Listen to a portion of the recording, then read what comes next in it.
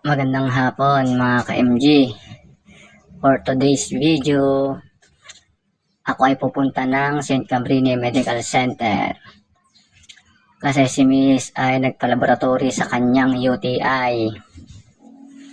Ngayon, aking pinakukuha ang result kasi hindi pa siya masyadong makakilos ng ayos dahil nung isang araw masakit ang ulo niya at saka yung tagiliran niya. Kaya ako na lang munang kukuha. Nagkataon naman na paalis yung kapatid ko, nakisabay na lang ako sa kanya. Sabi ko, total lalabas din sila ng Santo Tomas, sasabay na ako para kunin yung results sa Cabrini. Ngayon, ito malapit na kami, nasa Llanas na kami. Kasi 3 days na hindi nakakapasok si mami natin dahil nga dun sa kanyang nararamdaman sa UTI. Taas ng lagnat niya nung nakaraang araw din. Alos malaki na rin nagagawa sa binibili namin gamot na nireseta ng doktor.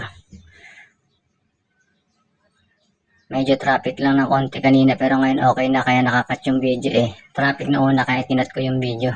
Dito lang medyo lumuwag kasi lampas na kami ng SM.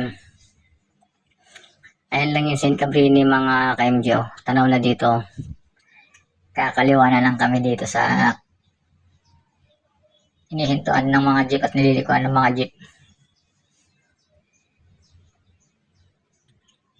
Kaso nga lang maglalakad pa ako ng malayo kasi dun sa may likod ng Cabrini bawal pumarking dun. Sa emergency. Doon na lang ako dadaan, hindi na ako dyan dadaan sa harap para mas malapit kasi dun lang naman yung kuhanan ng laboratory. Yan, dito na tayo kakaliwa. Ayan na po yung St. Cabrini. Dapat kahapon ko pa kukunin yung result na yun mga ka-MJ, kaso nga lang dahil ang lakas ng ulan.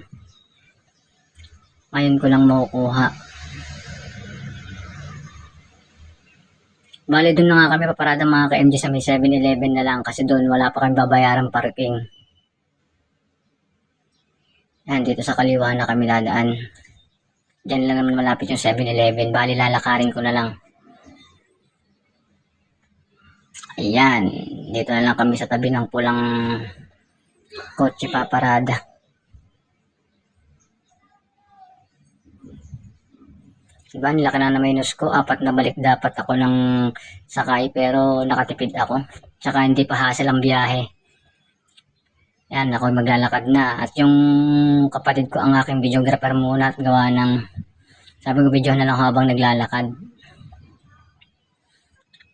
Dahil wala kasi akong dalang cellphone na pang video kaya yung cellphone niya ginamit ko.